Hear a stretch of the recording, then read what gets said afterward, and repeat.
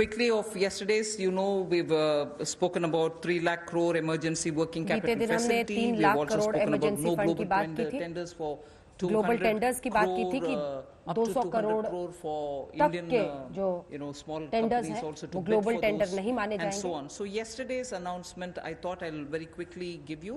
I will be providing this one slide. I'm spending not very much of a time on that. I'll move over to talking about one thing there. If you can please go back to the previous slide. One thing there on the tax deduction at source and tax collected at source, where we reduce the collection at source or tax by deduction at source पे I will, after the presentation, में जो हम have कमी कर रहे Revenue हैं Secretary give you a clear explanation इस briefing के बाद who it revenue includes secretary and who आपको it उस पर doesn't.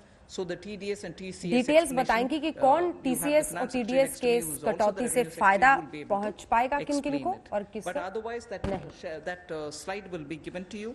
So instead of going too much into detail, I just want to highlight the fact the EPF support of paying 24%, the 12% of employer, 12% of the employee EPF is borne by the government of India. 12% employee का 12% employer by the government of India for the past 3 months, and we have extended that for the next 3 months also. June, July, August is also getting added. This is something which I did mention yesterday. हिस्सेदारी देती रहेगी पिछले 3 महीने और आगे के 3 महीने भी, जैसा मैंने बीते दिन बताया. Reduced from 12 to 10% और for the employer. Employer का contribution है. However, the employee will get the 10% for the private, for the government-related public sector undertakings, where the government pays the 12 plus 12.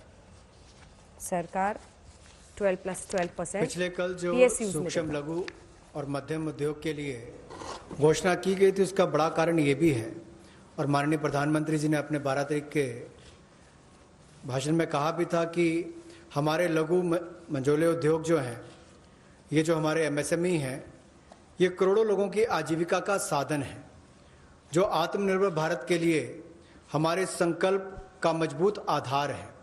और इसीलिए पिछले कल लाखों करोड़ रुपए का जो बेनिफिट दिए गए, मैं कहूँगा सहयोग दिया गया.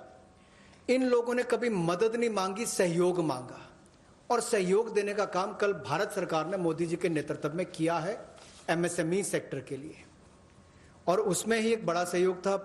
मार्च, अप्रैल, मई महीने में एम्प्लॉय प्रोविडेंट फंड 12% एम्प्लॉय और एम्प्लॉयर का हिस्सा भारत सरकार दे रही है, और अब इसको अगले 3 महीने जून, जुलाई, अगस्त तक और बढ़ा दिया गया है. इसके अलावा जो 12% दोनों को देना पड़ता था काम देने वाले को, अब उसको 10% कर दिया गया है. लेकिन जो भारत सरकार के सेंट्रल PSCs हैं वो अपना 12% ही देंगे.